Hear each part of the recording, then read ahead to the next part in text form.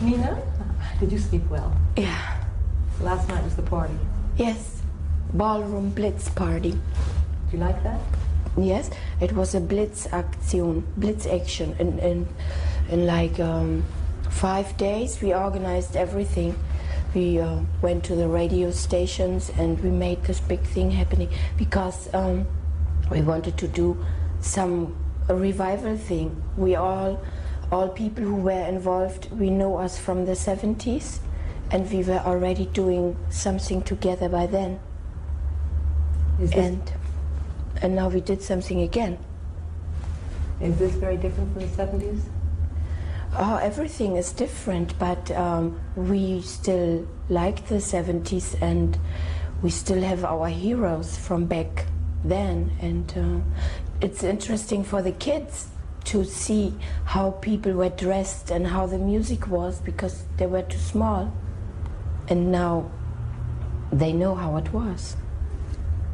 Those big papers you had on the floor, were those the songs? Did they have to do with the songs? What you wrote on? Oh yeah, that was Spirit in the Sky and Foxy from Norman Greenbaum, Foxy Lady from Jimi Hendrix, Ziggy played guitar von David Bowie, und was haben wir noch gesungen? Ballroom Blitz from The Suite. But you make up your own songs too?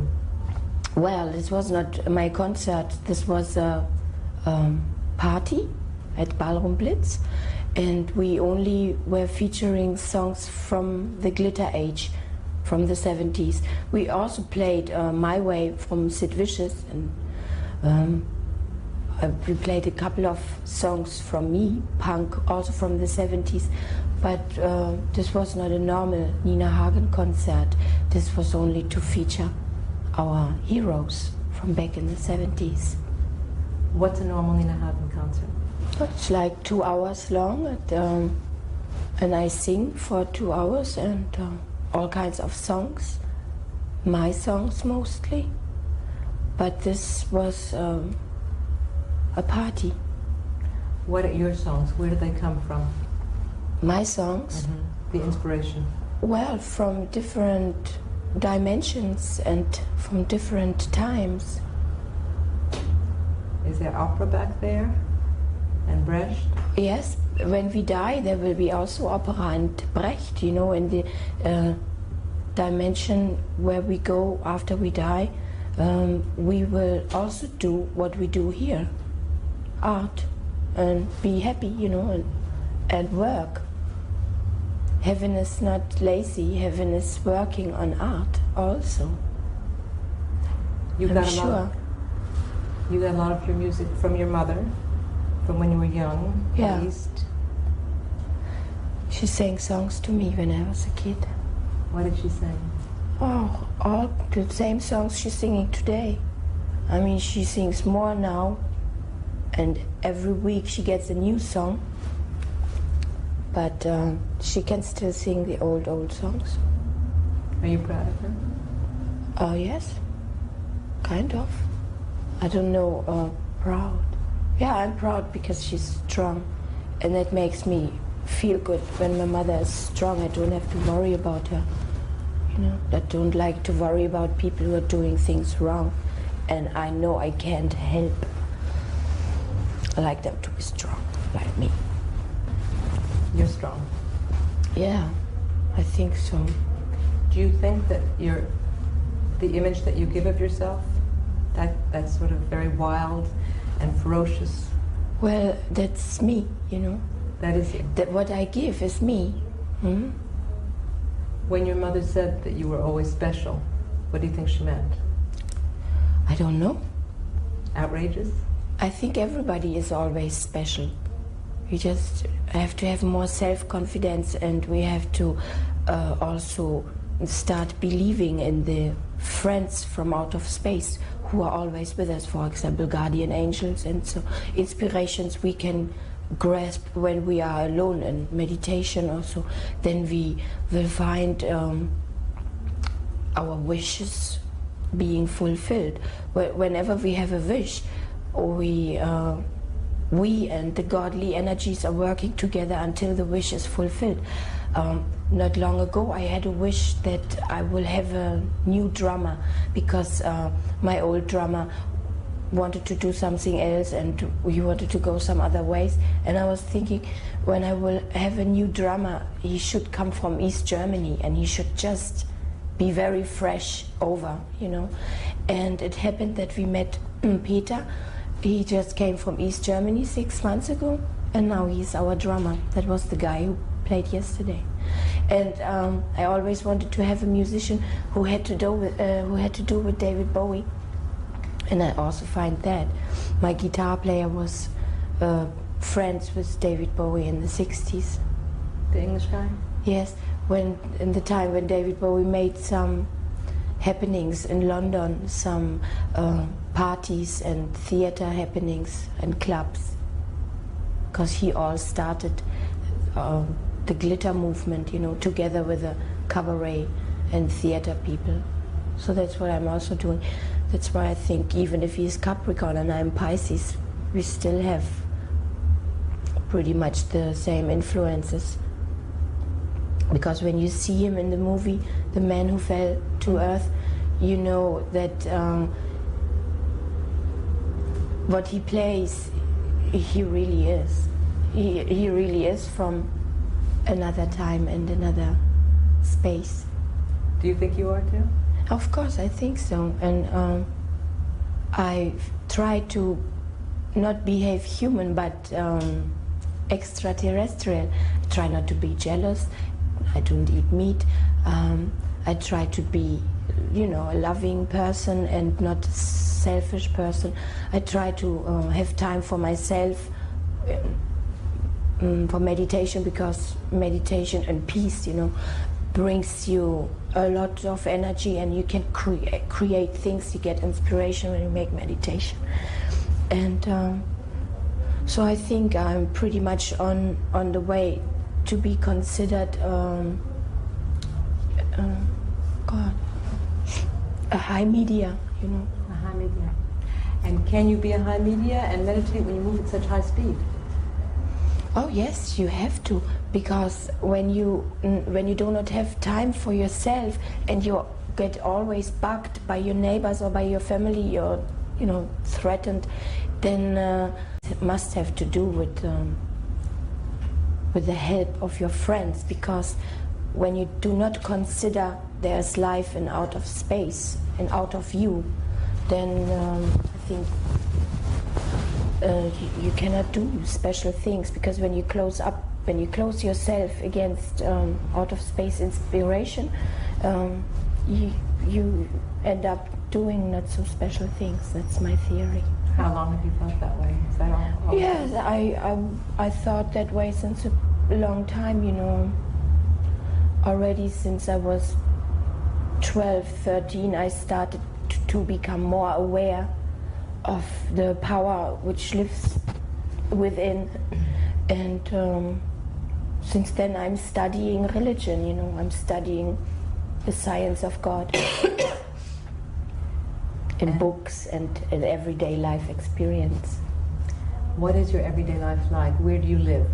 What's the city you like living in? Well, a guy in the airplane asked that to my daughter Cosma Shiva, and she said, we live in all the cities. And he said, in all of them? And she said, yes, in all of them. And that's what I can tell you also. We're getting around. London? Yeah, London, Paris, Berlin, and Amsterdam, and America, Hollywood, and New York. You take your daughter with you every place? Everywhere. Mm-hmm. Are these hers? Yes, she's with some kids with her nanny. She's with her nanny? Yeah. But you take care of her a lot? Yeah. I'm always with her, except when I have to work. I don't drag her along because she has better things to do, you know. Like she what? has her own parties with, she knows kids in all those cities. She has friends. What made you decide to have a child? Pregnancy. It happened. Sudden pregnancy, yes. Sudden? Mm-hmm. That was a couple of years ago. and I was very happy, and I still thank God that I didn't have a miscarriage or early thing, and I'm very thankful that we are all healthy and that we understand so much about the laws of the universe, not to drink too much, not to smoke too much, not to eat too much, everything in balance. So we try to be very good children of God. You live a very healthy life. Yeah, kind of, you know. I mean, I drink champagne from time to time and get what they call pretty drunk and so, but I don't do that every day. You don't take coke and stuff like that? I don't take cocaine.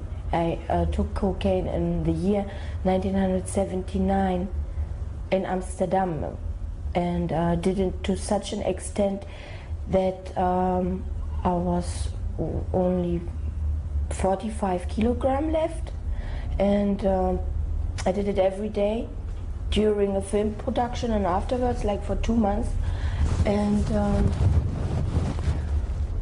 I did it so much that I afterwards never ever touched it again, and I nearly died on it, but I didn't, and again I can thank God that on top of everything, when I stopped and my brain went wild, I went really schizophrenic in my head, possessed by, you know, lower existence beings who got possession of my head because I wasn't in control anymore at all, and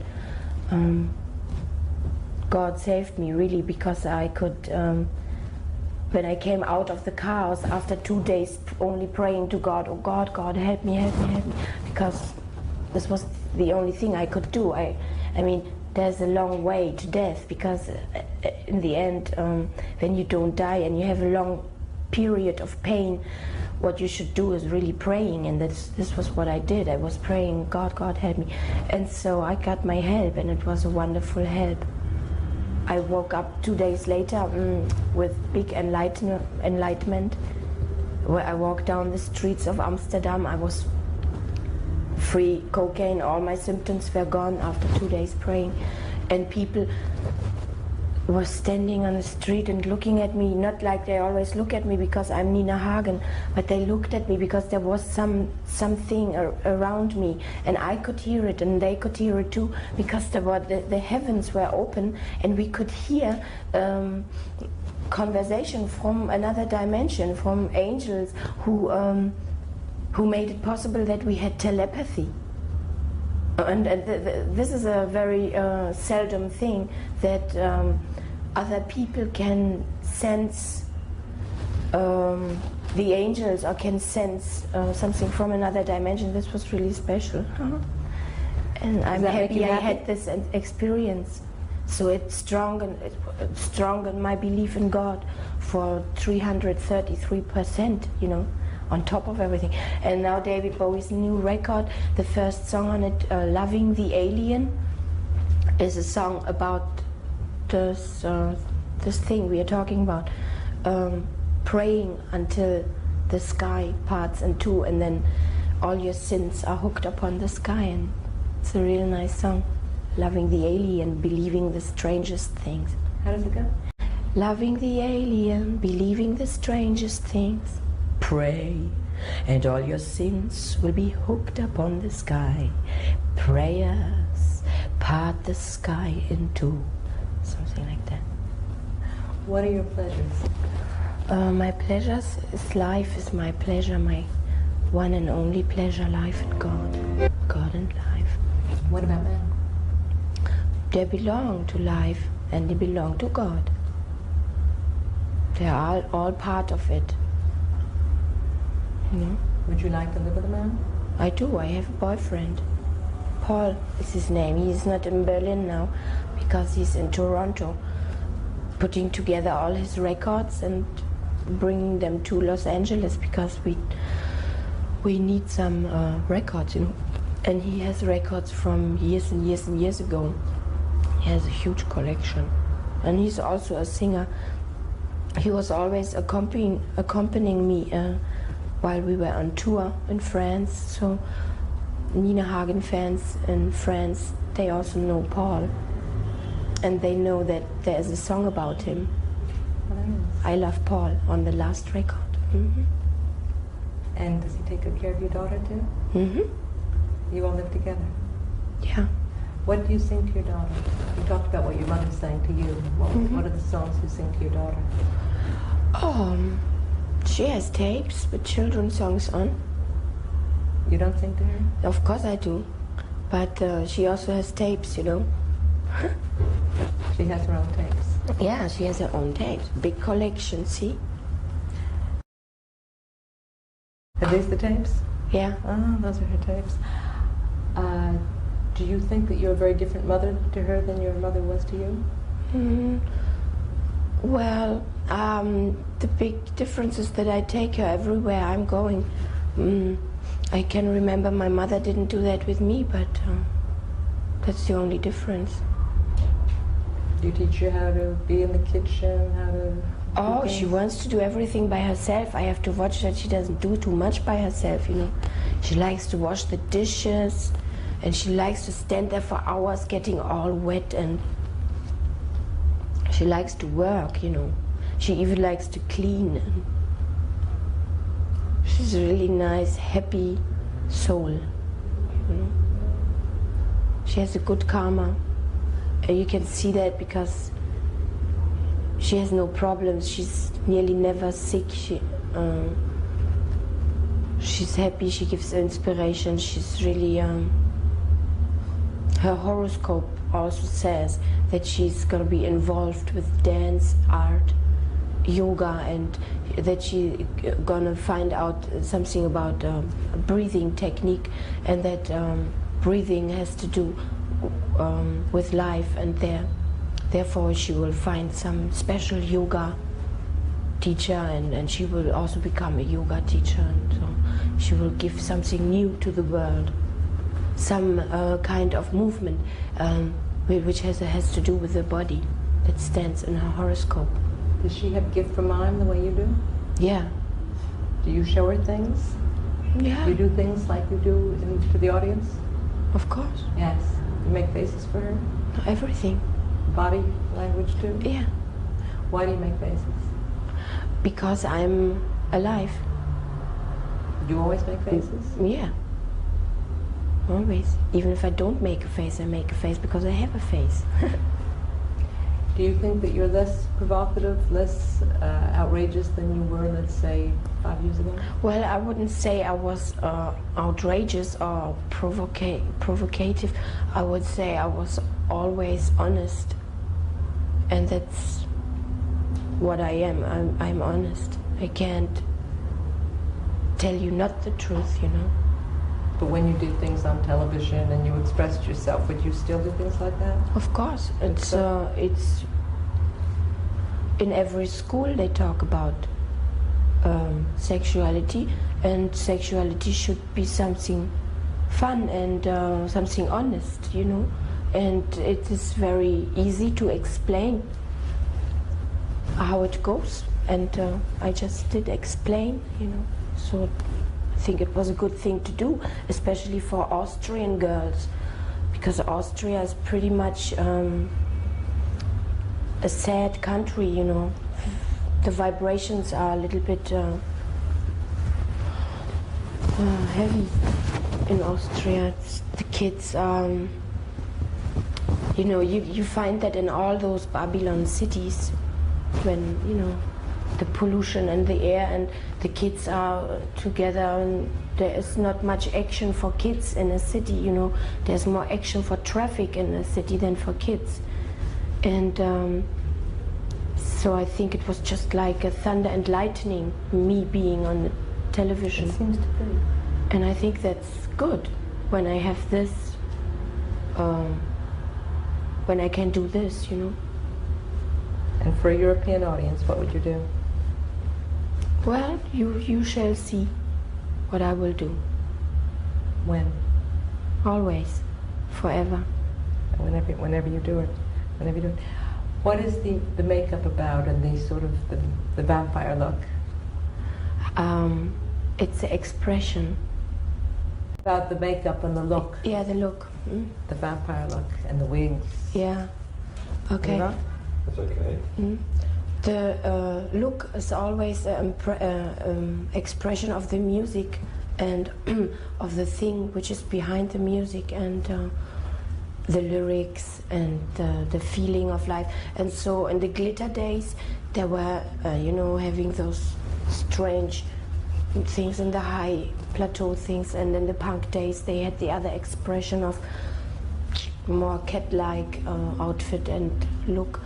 And so I think the outside look is always expression of, being free to do whatever you feel to put on your in your face and on your body. How do you dress to go to the market? To the market? Well, with my leather jacket and my black rubber and plastic things, And what, today you're feeling black and white. Yeah.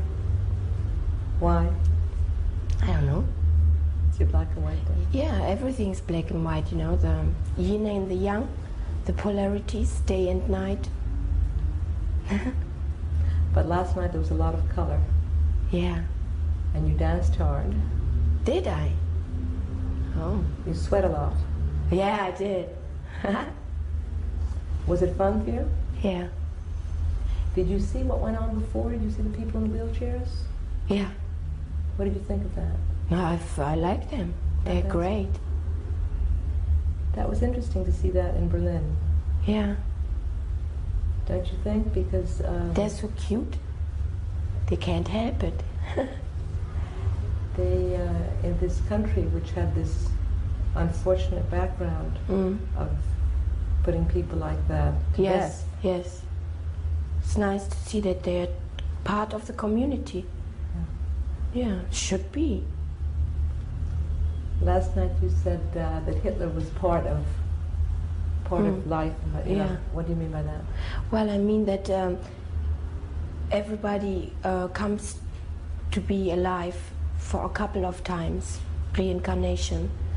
I read a book about reincarnation therapy by an American author who is himself a reincarnation therapist, and people get sent to him by doctors who have problems like cancer or heavy pain during sex business, or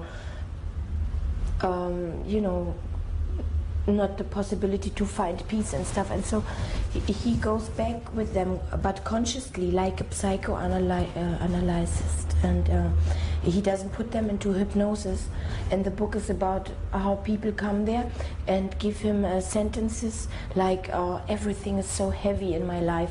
It is as if there is a big burden on my shoulders, and everybody has so symptomatic sentences they use to describe their problem.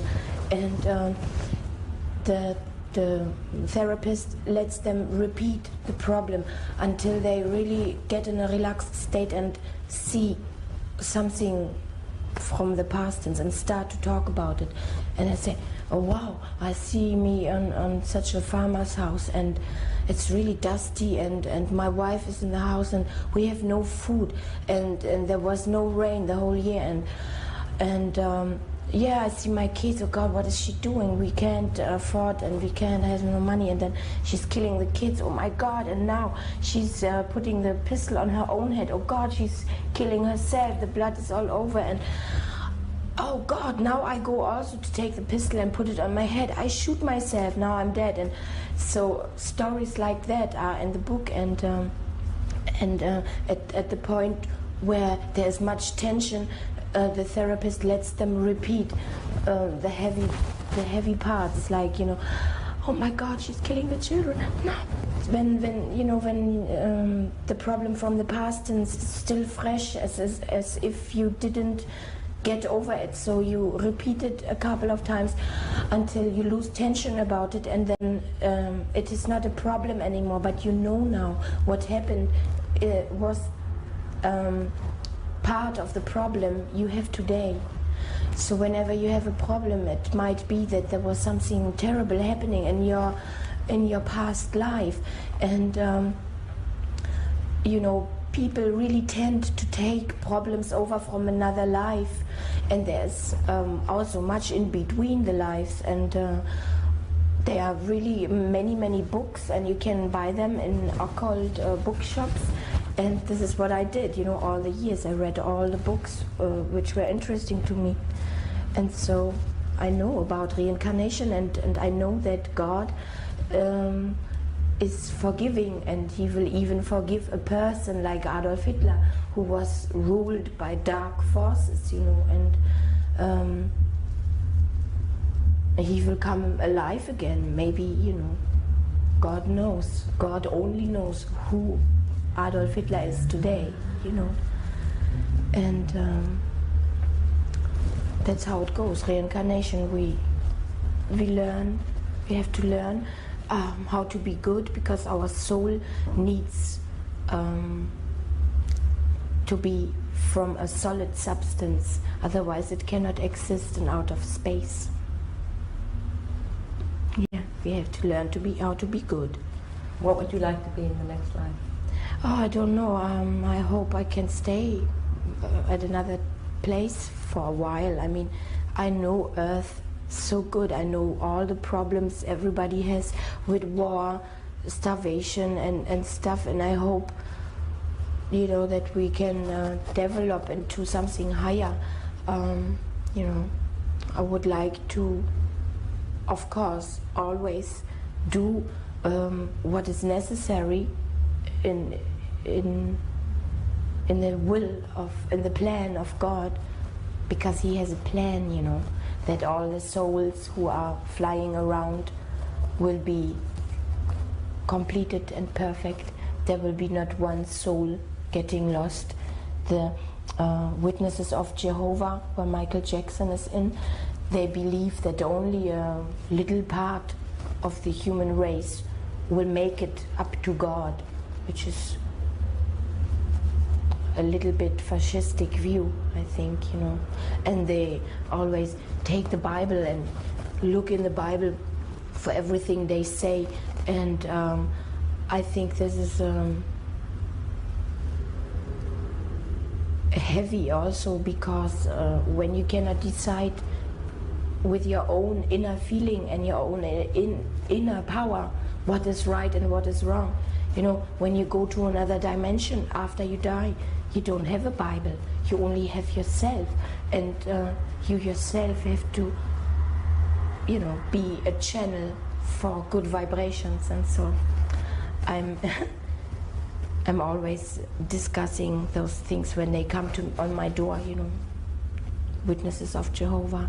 I also have friends by the Hare Krishnas, and I have friends in other religions, and it is really, this age is, you can already see that many people from different religions are coming together and saying, I think we believe in the one and the same God. A lot of singers seem to need religion or be religious.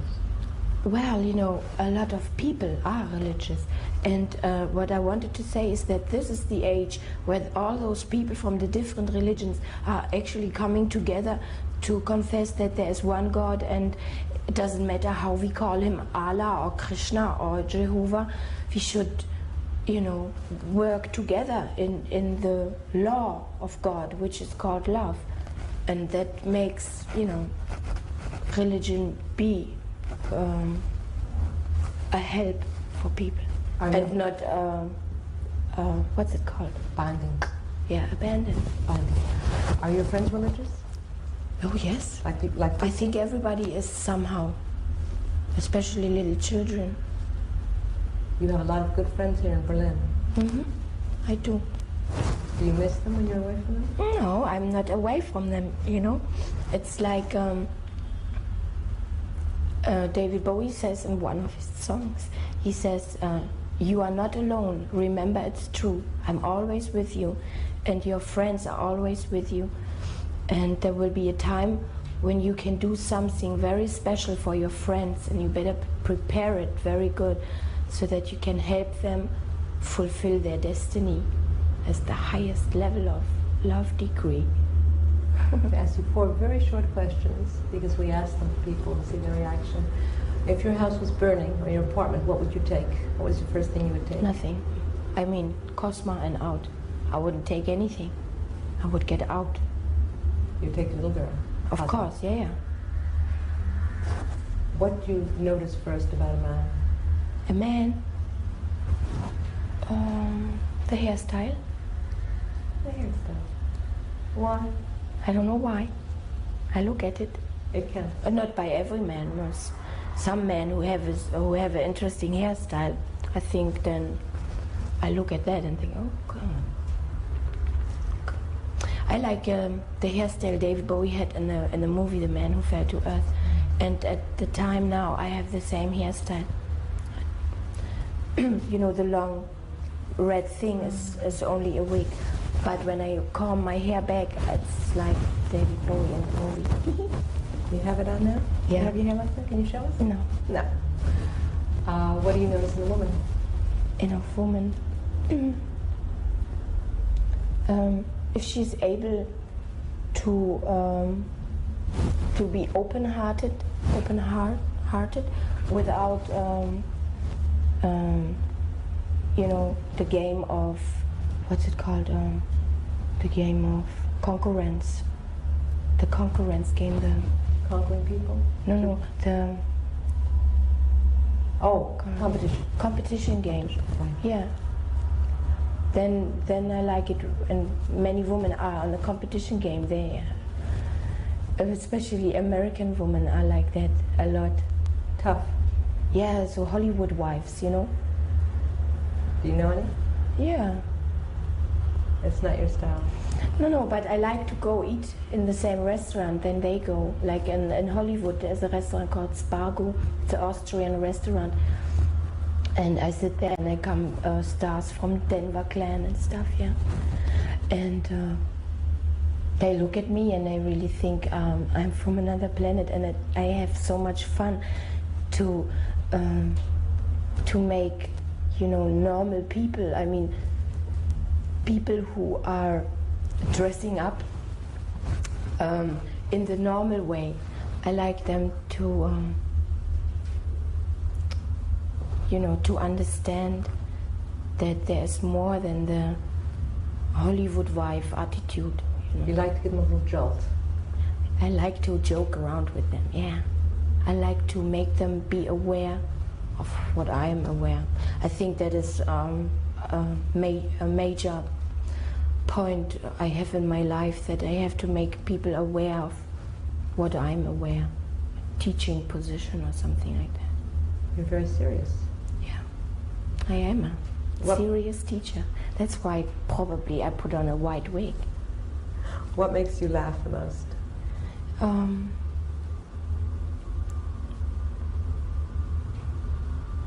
What's his name?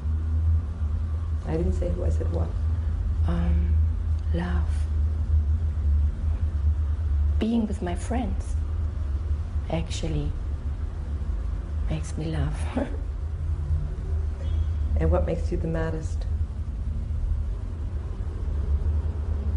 Just try to think. The maddest.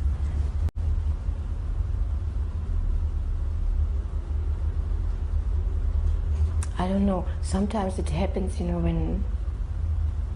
Oh yeah, mad. It makes me mad when I'm at a funk concert and the people are making this in my Shooting back, up? and here some stupid boys, you know, pitch me and make wink wink, and always, you know, from the back make. And so I say, don't do that, please leave me alone. And they go on with it, you know, and I start, you know, saying, come on, leave me alone. And then makes me really mad when they start fighting, you know, and they hit me and they punch me, and I get punched, and I get so mad. I keep on screaming at them, talking to them, telling them, you are a racist, you are a fascist, and giving them that they get really, really, really, really mad at me because what I'm saying is always so true. And in moments when people are really, really bad to me, I'm getting so mad that I scream. Do you think you have a message like Joplin? Do you think you have something to say in your music? Well, I don't think, you know. Told you that on the door already, that I do not think. I am, you know. I am the message. I don't think I have a message. Thank you.